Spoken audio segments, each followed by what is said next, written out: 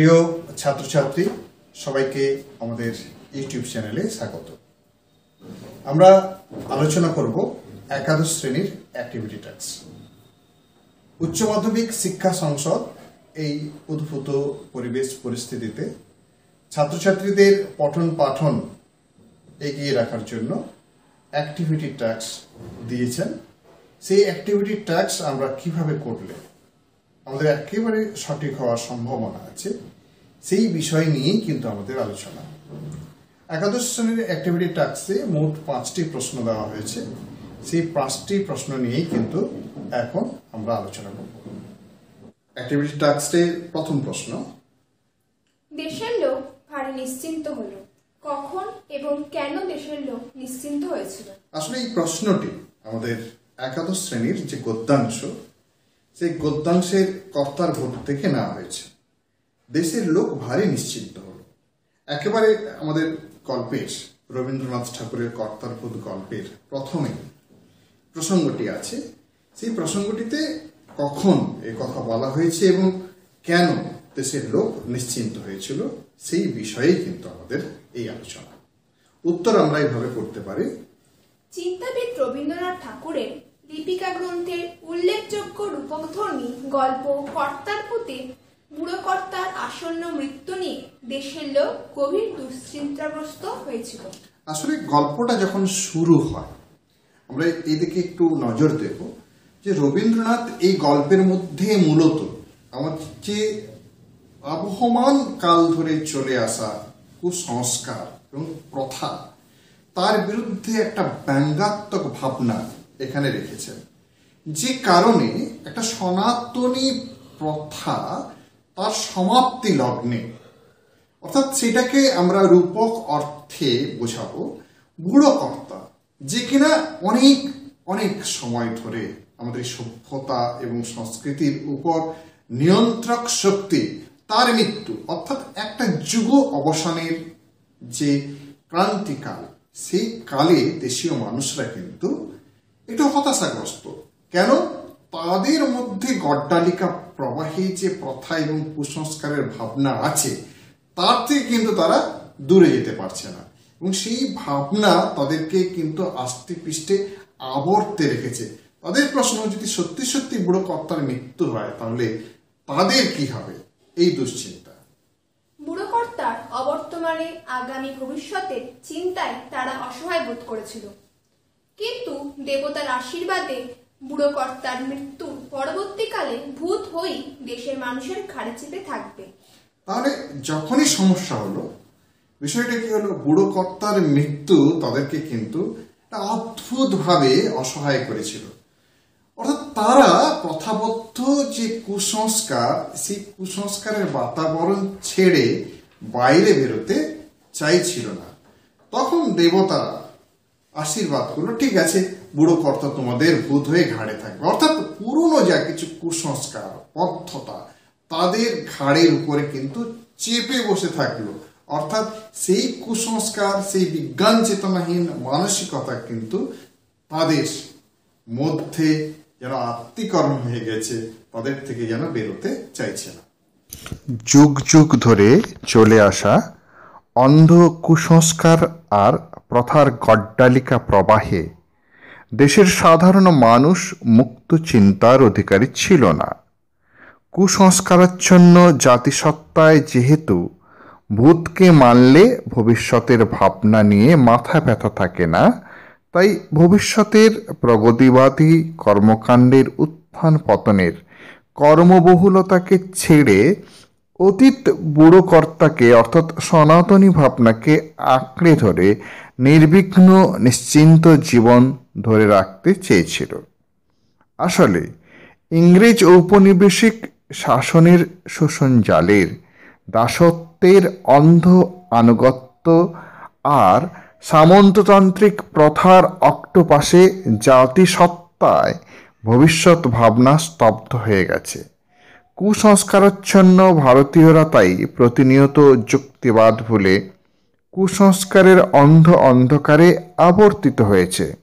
ফলে ভারতবাসীরা ভবিষ্যতের ভাবনা না ভেবে স্বাধীন চেতা বিজ্ঞান মনস্ক যুক্তিজাল বিস্তার না করতে পারলে শাসনজাল কিংবা কুসংস্কার ভারতীয়দের এভাবেই চিরকাল বেঁধে রাখবে। দেশীয় মানুষদের দুর্ভাবনায় যুক্তিবাদী মননশীল দার্শনিক রবীন্দ্রনাথ তাদের ভ্রান্ত নিশ্চিন্ত ভাবনাকে ব্যঙ্গ করতে চেয়েছেন এখানে। আমরা অ্যাক্টিভিটি ট্যাক্সের দ্বিতীয় প্রশ্ন যেটি নিয়ে আলোচনা করব, স্কেল বেঁধেছিল, দ্বিতীয় পাঠ তার কারণ কি ছিল। মোট দুটি অংশে এই প্রশ্নের উত্তর আমরা করতে পারি। সামান্য একটু কারণে মুশকিল বাঁধল, কোন পরিপ্রেক্ষিতে এই মুশকিল বেঁধেছিল এবং তার কারণ কি ছিল? উত্তর, কুসংস্কার মুক্ত উদার মননশীল চিন্তাবিদ রবীন্দ্রনাথ ঠাকুরের রূপকধর্মী গল্প কর্তার ভূতে যুগের পর যুগ ধরে পরাধীনতার নাগপাশে বন্দী ভারতবাসীর পরনির্ভরতা, প্রগতি বিমুখতা, অন্ধ কুসংস্কার ছন্ন, তার স্বতঃসিদ্ধ নিয়ম অনুসারে অন্ধ অনুগামিতা ভারতবাসীর মজ্জায় মজ্জায় সঞ্চারিত হয়েছিল। অর্থাৎ আমরা এই অংশে যে কথাটা বলার চেষ্টা করব যে কুসংস্কার মুক্ত যে মননশীল রবীন্দ্রনাথ, তিনি কিন্তু বারবার আমাদেরকে একটা যুক্তিবোধ, কুসংস্কার মুক্ত বিজ্ঞান এবং প্রগতিশীল ভাবনার দিকে এগিয়ে নিয়ে যেতে চাইছেন। কিন্তু আমাদের যে যুগ, আমাদের যে সময়, আমাদের যে সমাজ, সেটা কিন্তু বারবার অন্ধ কুসংস্কার ছন্নতায় আবদ্ধ ছিল এবং আছে, যে কারণে রবীন্দ্রনাথ আমাদের এই কুসংস্কার মুক্ত একটা ভাবনার দিকে আমাদের অগ্রসর করাতে চেয়েছিলেন। সেই কারণে তার এই কর্তার ভূত গল্পটি। এবং সেক্ষেত্রে আমাদের যেমন অন্ধ কুসংস্কার সমাজ দর্পণ যেমন একটি দায়ী ছিল, সেরকম অনেক অনেক বছর ধরে বিদেশি শাসন, ইংরেজ ঔপনিবেশিক শাসন আমাদের কিন্তু দাসত্ব বোধ, একটা কুসংস্কার বোধকে, একটা অনুগত্য ভাবনা, একটা যুক্তিবোধহীনতাকেও আমাদের মধ্যে রন্ধ্রে রন্ধ্রে লিপ্ত করেছিল। পোষা ভেড়ার মতো আত্মশক্তি রহিত কুসংস্কার প্রথাসিদ্ধ অভ্যাসে তাদের জীবনযাত্রার চিরাচরিত অন্ধ কুসংস্কারের অন্ধ অনুসরণ তারা মেনে নিয়েছিল। স্বাভাবিকভাবে দেশবাসীর চিন্তাধারায় সংকীর্ণতার ভূত তাদের আষ্টে পৃষ্ঠে অক্টোপাসের মতো বেঁধে রেখেছিল।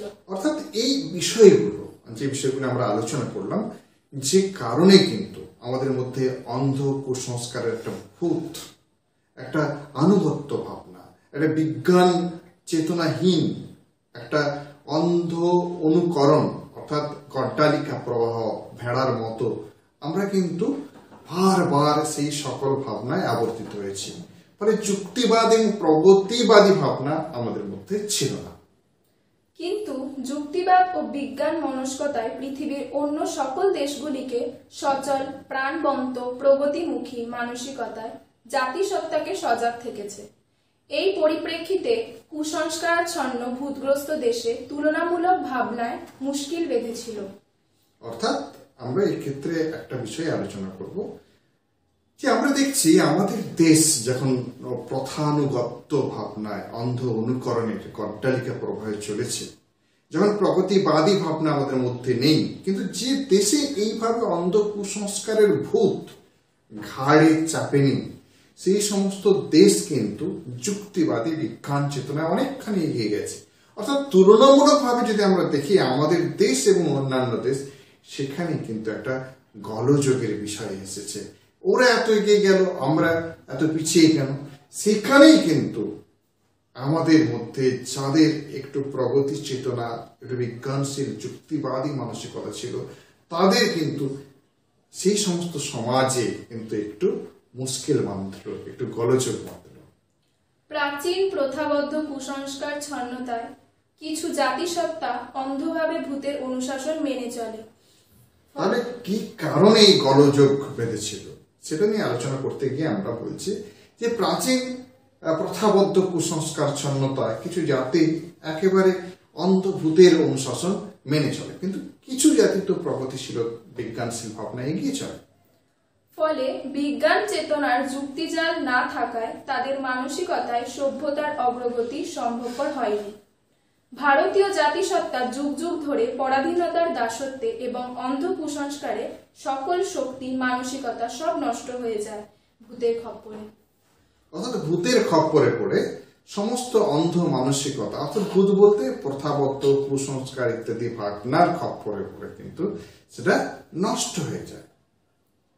কিন্তু অন্যান্য দেশের লোকেরা প্রকৃতভাবে ভূতের বেগার খাটা এড়িয়ে সতর্কভাবে তাদের সভ্যতায় রথচক্রকে সচল রাখার চেষ্টা করে, ফলে সমাজ ও সভ্যতায় প্রকৃত উন্নয়ন সম্ভব হয়।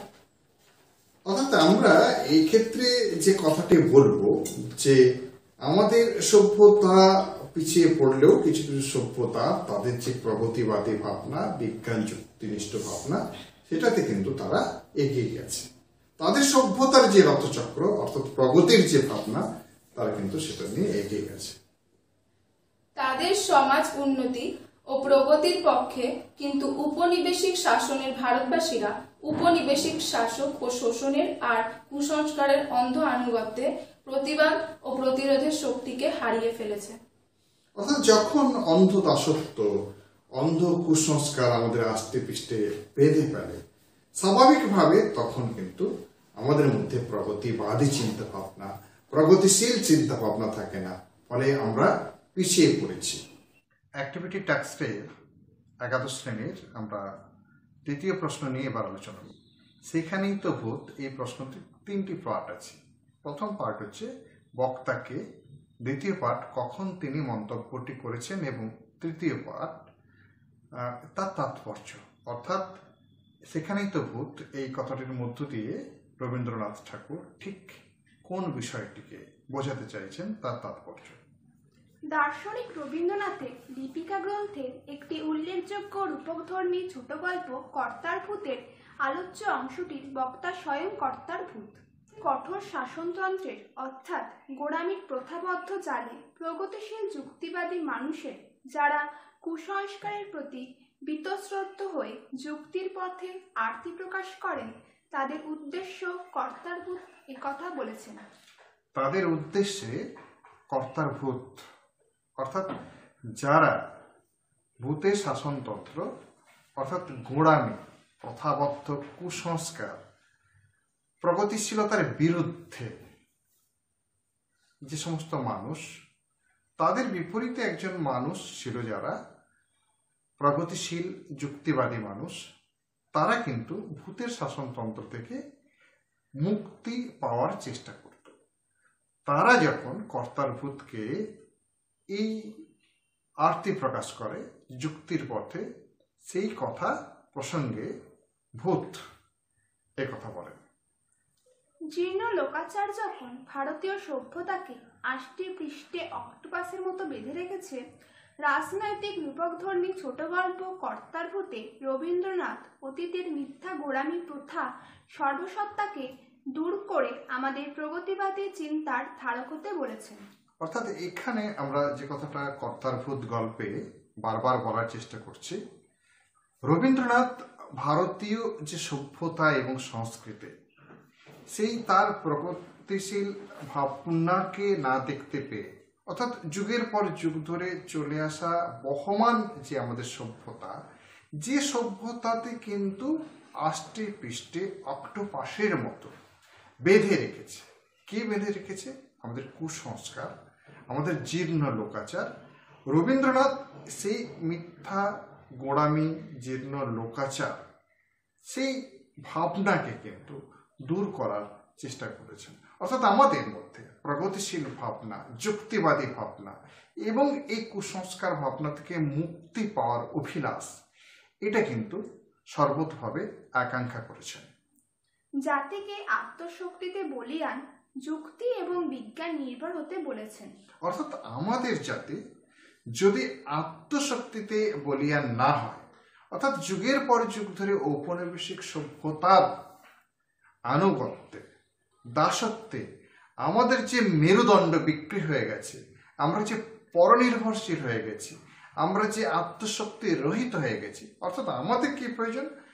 সমগ্র ভারতবাসীর চেতনায় উন্মেষ করানো প্রয়োজন প্রগতিশীলতা, বিজ্ঞানধর্মিতা, যুক্তবাদিতা। অর্থাৎ আমরা যদি আত্মশক্তিতে বলিয়ান না হই, আমরা যদি চিরকাল যুগের পর যুগ ধরে দাসত্ব বন্ধনে আবিষ্টনীতে আরো আবদ্ধ হই, তাহলে কিন্তু আমরা ভূতের খপ্পরে যুগের পর যুগ চলতে থাকবে। অর্থাৎ আমাদের যদি ভূতের খপ্পর থেকে বেরোতে হয়, অবশ্যই আমাদের আত্মশক্তি, আত্মনির্ভর হতে হবে। আত্মশক্তির অভাব ও যুক্তিবোধহীনতার কারণে বিদেশি শক্তির শাসনে পরাধীনতার পথ লেহনকারী জাতি সম্পূর্ণ পরামুখ্যপেক্ষী হয়ে পড়েছে। অর্থাৎ আমরা যুগের পর যুগ ধরে বিদেশি শাসনের পদলেহনকারী হয়েছে। অর্থাৎ ইংরেজ সভ্যতা, ইংরেজ দাসানুত্বের যে আমরা একেবারে পদলেহনকারী, অর্থাৎ তাদেরকে আমরা একটা অন্ধ আনুগত্যের মতো স্মরণ করে চলেছি, সেটা কিন্তু আমাদের সভ্যতার ক্ষেত্রে একটা গভীর ঋণাত্মক ভাবনার প্রকাশ করে। যদি জাতীয় জীবনে সচেতনতা না আসে, তাহলে কোনোদিন ভূতের শাসন অর্থাৎ ধর্মীয় অন্ধকার, কুসংস্কার, গোঁড়ামি ও ঔপনিবেশিক শাসন থেকে মুক্তি পাওয়া যাবে না।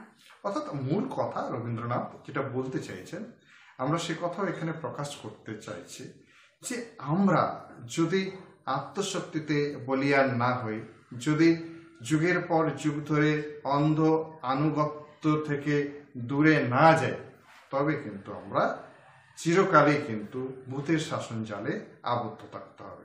অর্থাৎ আমাদের প্রগতিশীলতার পথে, যুক্তিবাদিতার পথে, বিজ্ঞান ভাবনার পথে কিন্তু আমাদের এগোতে হবে। শোষণতন্ত্রের কঠোর জাল থেকে মুক্তির জন্য ভারতবাসীর অন্তরে আত্মশক্তির প্রকাশ, সামাজিক ও রাজনৈতিক চিন্তা চেতনার উন্মেষ ঘটালে ভূতের শাসনতন্ত্র থেকে মুক্তি পাওয়া সম্ভব। অর্থাৎ আমরা যদি নিজেরাই সচেতন হই আত্মশক্তিতে, আত্মভাবনায়, তবেই কিনা প্রকৃতপক্ষে ভূতের শাসন থেকে মুক্ত হওয়া আমাদের পক্ষে সম্ভব হবে। তবেই দেশের উন্নতি ও জাতিসত্তার প্রকৃত উন্নয়ন সম্ভব হবে। তবেই কিনা আমাদের এই সচেতনতার দ্বারা আমাদের চিন্তাশীল মানব কল্যাণের পথ যদি আমরা আঁকড়ে ধরি, আমরা যদি অদৃষ্টের দাসত্ব না করি, তবেই দেশের উন্নতি এবং জাতিসত্তার প্রকৃত উন্নয়ন সম্ভব হবে। চিন্তাশীল মানব কল্যাণের পথ আঁকড়ে ধরতে হবে, তবেই তা অদৃষ্টের দাসত্ব না করে একমাত্র আত্মশক্তি ও আত্মসচেতনতার দ্বারাই আমরা কিন্তু ভূতের শাসন থেকে মুক্ত হতে। প্রশ্ন আলোচনা করব একাদশ শ্রেণীর অ্যাক্টিভিটি টাস্কের চতুর্থ প্রশ্ন। কি লজ্জা দুঃখের কথা হায় কব কারে। এখানে আমরা দুটো পার্ট প্রশ্ন, কে কেন এই কথা বলেছেন একটা পার্টে, কে কেন এই প্রশ্নটির মধ্যে দুটো উত্তর করতে হবে, কে বলেছে, কেন বলেছে। এবং দ্বিতীয় পার্টের যে প্রশ্ন, এই উক্তির মধ্যে বক্তার মনোভাব প্রকাশ করে। এই বিষয়ে যদি আমরা একটু সচেতন হই, তাহলে আমরা দেখব যে সামগ্রিকভাবে নীলধ্বজের প্রতি জনাতে কেন্দ্রীয় চরিত্র জনার যে চরিত্র বা ক্যারেক্টার ফুটে উঠেছে, তার সামগ্রিক চরিত্র কিন্তু আমরা এখানে দেব না। আমরা এখানে শুধু এই যে লাইন, কি লজ্জা দুঃখের কথা হায় কব কারে, এইটার উপর ভিত্তি করে কিন্তু আমরা জনার চরিত্রকে ব্যাখ্যা করার চেষ্টা করব। মধুকবি মাইকেল মধুসূদন দত্তের ঊনবিংশ শতাব্দীর নবজাগরণের পটভূমিতে নারী স্বাধীনতার বীরাঙ্গনা কাব্যের একাদশ সর্গ নীলধ্বজের প্রতি জনা থেকে গৃহীত আলোচ্য পংক্তির বক্তা হলেন কেন্দ্রীয় চরিত্র জনা। তাহলে আমরা প্রথম যে প্রশ্ন, অর্থাৎ বক্তাকে, সেই বক্তাকে আলোচনা করার জন্য কোথা থেকে নাম হয়েছে, কার কাব্য এবং জনার কথা কিন্তু আমরা এখানে বললাম। দ্বিতীয় প্রশ্ন, কেন এ কথা বলেছেন, তার উত্তর। মাহেশ্বরীর পুরীর অধীশ্বর নীলধ্বজের পুত্র পাণ্ডবদের অশ্বমেধের ঘোড়া আটক করে অর্জুনের সঙ্গে যুদ্ধে নিহত হয়। অর্থাৎ আমরা এখানে দেখব যে পাণ্ডবরা যে অশ্বমেধের ঘোড়া ছেড়েছিল, একটা ক্ষাত্রবীর নীলধ্বজের পুত্র প্রবীর, সেই যজ্ঞের ঘোড়াকে অর্থাৎ অশ্বমেধের যজ্ঞের ঘোড়াকে আটকেছিলেন, যার ফলে পাণ্ডব বীর তৃতীয় পাণ্ডব অর্জুনের সঙ্গে যুদ্ধ হয় তার। কিন্তু সেই যুদ্ধে তৃতীয় পাণ্ডব অর্জুন অন্যায় সমরে নীলধ্বজের পুত্র প্রবীরকে হত্যা করেন। কিন্তু রাজা নীলধ্বজ অর্জুনের সঙ্গে রাজনৈতিক কারণে বশ্যতা স্বীকারের বাধ্য হন। অর্থাৎ রাজনৈতিক কারণে বশ্যতা স্বীকারে বাধ্য হন যারা মেধাবী ছাত্রছাত্রী, তাদের ক্ষেত্রে আমরা বলবো, আমরা মহাভারত অনুযায়ী দেখি যে অগ্নি কিন্তু পরামর্শ দিয়েছিল নীলধ্বজকে যে অর্জুনের সঙ্গে যুদ্ধ না করতে। এখানে কিন্তু একটা রাজনৈতিক বোঝাপড়ার বিষয় আছে। বিষয়টা এই যে প্রবল শক্তিধর পাণ্ডবদের সঙ্গে যুদ্ধ করে মাহেশ্বরীর পুরীর মতো একটা ছোট্ট রাজ্য যুদ্ধে পরাজয় অবশ্যম্ভাবী, সৈন্য, অর্থ এবং রাজ্য ধ্বংস হওয়াটাই একেবারে যখন অনিবার্য, তখন রাজনৈতিক কারণে ধুরন্ধর শক্তিধর নীলধ্বজ কিন্তু বশ্যতা স্বীকার করেছিলেন। কিন্তু এখানে আমরা দেখব জনা কিন্তু ক্ষাত্র রমণী এবং ক্ষাত্র বধূ হয়ে এই বিষয়টাকে মেনে নিতে পারেননি। যাই হোক, অর্জুনকে স্বাগত জানানোর মহা সমারোহ উৎসবের ঘটনা পুত্রহারা বেদনার মা জনাকে আহত করে। অর্থাৎ অর্জুনকে যখন মহা সমারোহে সন্ধ্যের সেই উৎসবে আহ্বান করা হয়, স্বাভাবিকভাবে অন্যায় সমরে নিহত পুত্র প্রবীরের মা নীলধ্বজ কিন্তু সেটা মেনে নিতে পারেনি। নীলধ্বজের স্ত্রী অর্থাৎ জনা কিন্তু সেটা মেনে নিতে পারেনি। স্বাভাবিকভাবে তার মাতৃহৃদয় হাহাকার করেছে। নীলধ্বজ পুত্র হত্যাকারী ফাল্গুনীকে শাস্তি না দিয়ে বরণ করার বিষয়টি মেনে নিতে পারেননি, যা পত্নী জনার কাছে রাজা নীলধ্বজের চরম দুর্বলতা প্রকাশ, ক্ষাত্র ধর্ম এবং ক্ষাত্র কর্ম বিরোধী। স্বাভাবিকভাবে একজন ক্ষাত্র রমণী হয়ে সে কিন্তু তার স্বামীর এই হেন কর্ম অর্থাৎ পুত্রহন্তা রিপুকে সাদরে আহ্বান রাজসভাতে সেটা কিন্তু মেনে নিতে পারেনি। অর্থাৎ ক্ষাত্র রমণী হিসাবে কিন্তু জনার একটা বেদনার জায়গা, একটা হাহাকারের জায়গা অবশ্যই সেখানে আছে। অর্থাৎ স্বামী নীলধ্বজের কোথাও অন্যায়, এবং শুধু তাই নয়, সে মনে মনে ভেবেছে যে তার পুত্র হত্যাকারী রিপুকে সে যখন রাজসভায় আহ্বান জানাচ্ছে এবং তার যে অপমান হবে ক্ষত্রিয় সমাজে, সেই কথাটা ভেবে কিন্তু তার একটা লজ্জা বেদনার উদ্রেক হয়েছে। তখনই কিন্তু তিনি এমন মন্তব্য করেছেন। আমরা শেষ যে অংশটা বলেছিলাম যে এই বিশেষ চরণ বা পংক্তিটির মধ্য দিয়ে জনার চরিত্রের যে ভাবনা প্রকাশ পায় সেটি কিরকম হতে পারে। ক্ষাত্র রমণী জনা প্রিয় পুত্র প্রবীরকে অন্যায় সমরে হারিয়ে বেদনার হাহাকারে মগ্ন না থেকে প্রকৃত বীর রমণীর মতো স্বামী নীলধ্বজকে ক্ষাত্র ধর্ম পালনে উৎসাহিত করতে চেয়েছেন। স্বাভাবিকভাবে যেহেতু বীর রমণী, ক্ষাত্র রমণী এবং ক্ষাত্র বধূ জনা, সে কিন্তু কোনো রাজনৈতিক টানাপোড়েন নয়, কোনো রাজনৈতিক ভাবনা নয়। তার কাছে ক্ষাত্র ধর্মে মাথা উঁচু করে শত্রুকে নিধন করা এবং শত্রুর হাত থেকে দেশকে রক্ষা করার এই মানসিকতাই কিন্তু প্রকাশ পেয়েছে। সেখানে যুদ্ধের জয় পরাজয় মূল কথা নয়, ক্ষত্রিয় বীর হিসাবে তার যে দেশকে রক্ষা করার যে মানসিকতা, সেই মানসিকতাকেই উদ্রেক করতে চেয়েছেন, জাগ্রত করতে চেয়েছেন। শুধু তাই নয়, অপরপক্ষে যদি আমরা ভাবি, যার হাত পুত্র প্রবীরের রক্তে লোহিত, তাকে রাজসভায় এনে তাকে সংবর্ধনা দেওয়া, এটা কিন্তু একটা ক্ষাত্র পুরুষের পক্ষে যুগোচিত হয়নি, সময়চিত হয়নি এবং তার চরিত্রগত বিষয় হয়ে ওঠেনি। যে কারণে কিন্তু নীলধ্বজের স্ত্রী জনা নীলধ্বজকে লজ্জাজনক এই পরিস্থিতির হাত থেকে বাঁচার জন্য সংগ্রামে অবতীর্ণ হওয়ার বারবার আহ্বান জানিয়েছেন এবং অর্জুনকে হত্যা করার বারবার আহ্বান জানিয়েছেন। চারিত্রিক দৃঢ়তায় অন্যায় সমরে পুত্র হত্যাকারী অর্জুনের সাথে সন্ধি স্থাপন উৎসব তার কাছে অবমাননাকার মনে হয়েছে। শাশ্বত ভারতীয় নারী আদর্শে স্বামী নিন্দা না করে পুত্র মৃত্যুতে হতজ্ঞান স্বামীর পাশে দাঁড়াতে চেয়েছেন। পুত্র হত্যাকারী অর্জুনের মৃত্যু কামনা করেছেন। মাতৃ হৃদয়ের হাহাকারের পাশাপাশি এখানে তিনি অধিকার বোধকে প্রকাশিত করেছেন।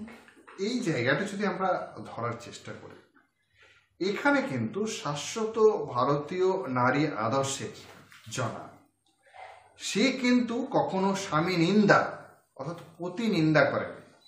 তার কাছে মনে হয়েছে যে এই বিষয়টা কোনো রাজনৈতিক টানাপোড়েন নয়, পুত্র মৃত্যুর কারণে পিতৃ হৃদয়ের যে হাহাকার, যে কারণে কিনা তার বুদ্ধি ভ্রষ্ট হয়েছে, হতজ্ঞান হয়েছে, ফলে তিনি কি করছেন সেটা তিনি নিজেই জানেন না।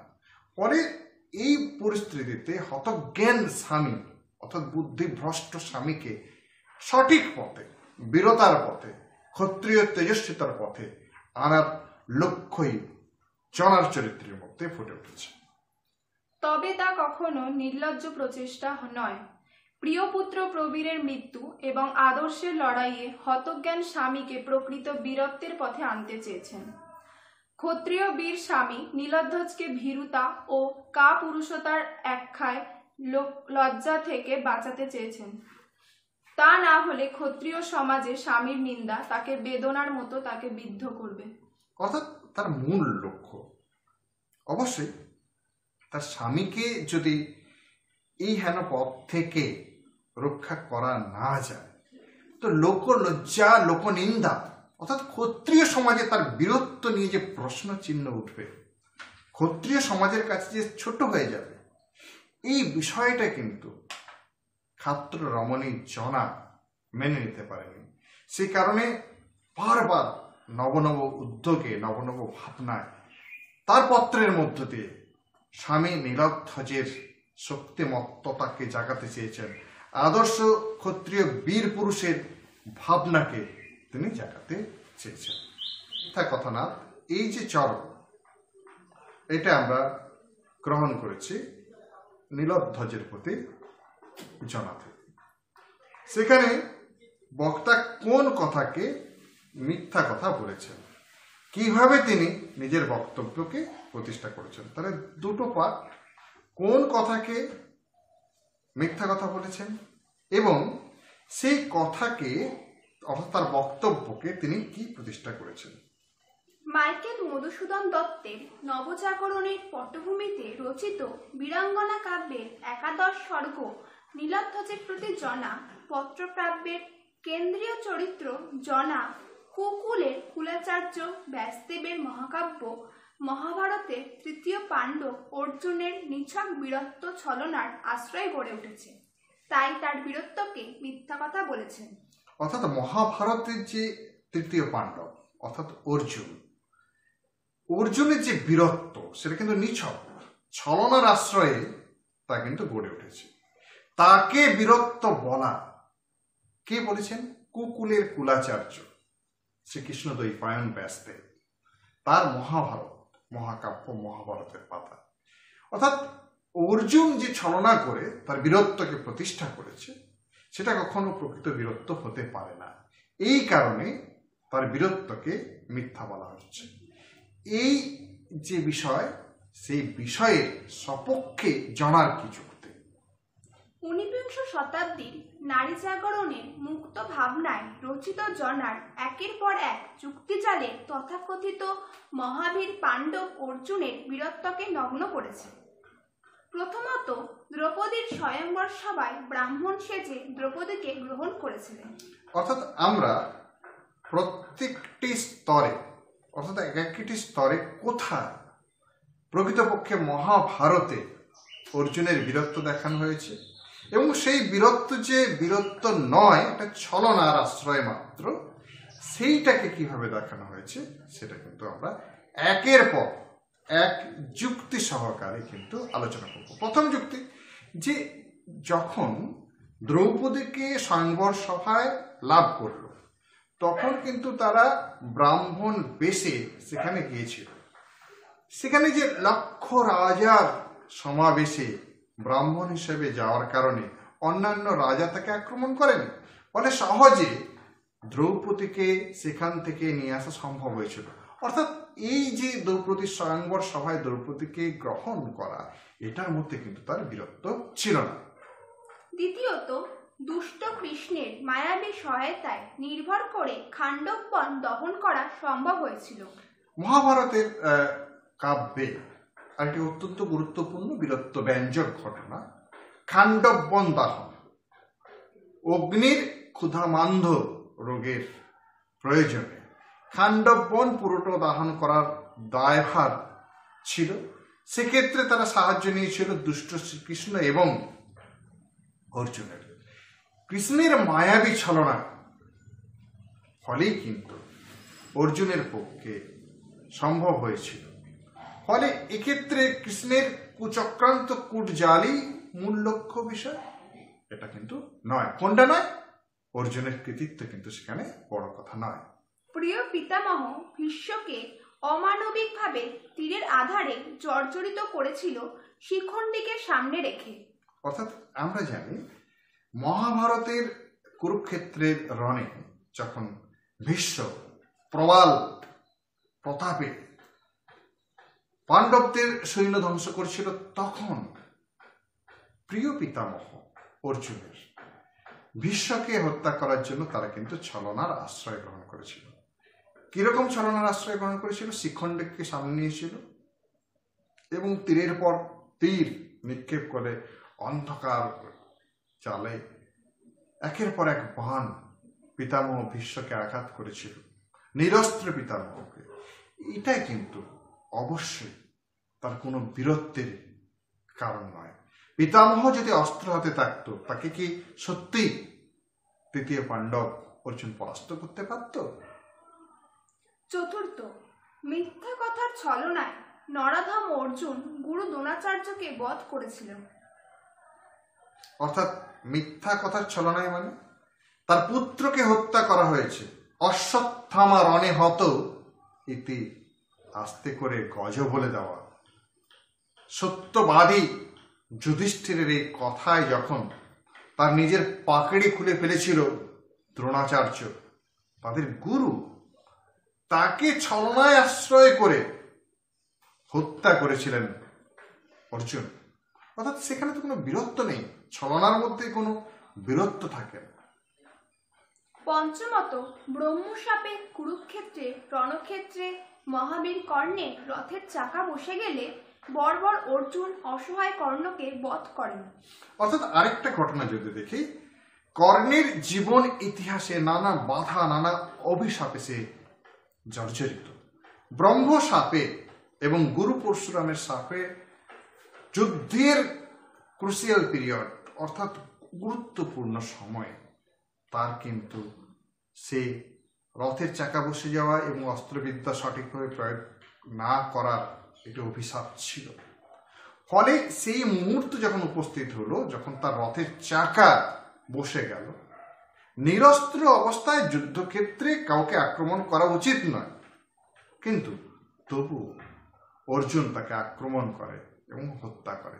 এই ক্ষেত্রেও তার কোনো বিরচিত ভাবনা থাকতে পারে না। স্বাভাবিকভাবে মহাভারতের বর্ণিত অর্জুন বীরত্ব যে মিথ্যে সে কথাই বীরাঙ্গনা জনা তার যুক্তিচালে ব্যক্ত করেছেন। অর্থাৎ আমরা যদি দেখি মহাভারতের তৃতীয় পাণ্ডব অর্জুন বীরত্ব, সেটা যে মুখ্য কথা নয়, সেটা যে ভ্রান্ত, সেটা গুরুত্বহীন, সেটা কিন্তু স্পষ্টভাবে আমরা বুঝতে পারলাম। ফলে তার যুক্তিজাল একেবারে নির্দিষ্ট, একেবারে সুন্দরভাবে ব্যাখ্যা করেছেন যে অর্জুন কিন্তু প্রকৃতপক্ষে কখনো বীর হতে পারে না। আমরা এইভাবেই একেবারে যুক্তি এবং ব্যাখ্যা সহ অ্যাক্টিভিটি টাস্ক একাদশ শ্রেণীর সম্পন্ন করলাম। আশা করি ছাত্রছাত্রীরা সবাই এই বিষয়টা বুঝতে পারবে। যদি কোথাও সমস্যা থাকে অবশ্যই কমেন্ট বক্সে কমেন্ট করবে। আমাদের ইউটিউব চ্যানেলটি যদি তোমাদের সাহায্যের লাগে অবশ্যই সাবস্ক্রাইব করবে। সবাই সুস্থ থাকবে, ভালো থাকবে, অবশ্যই পড়াশোনা করতে থাকবে। ধন্যবাদ।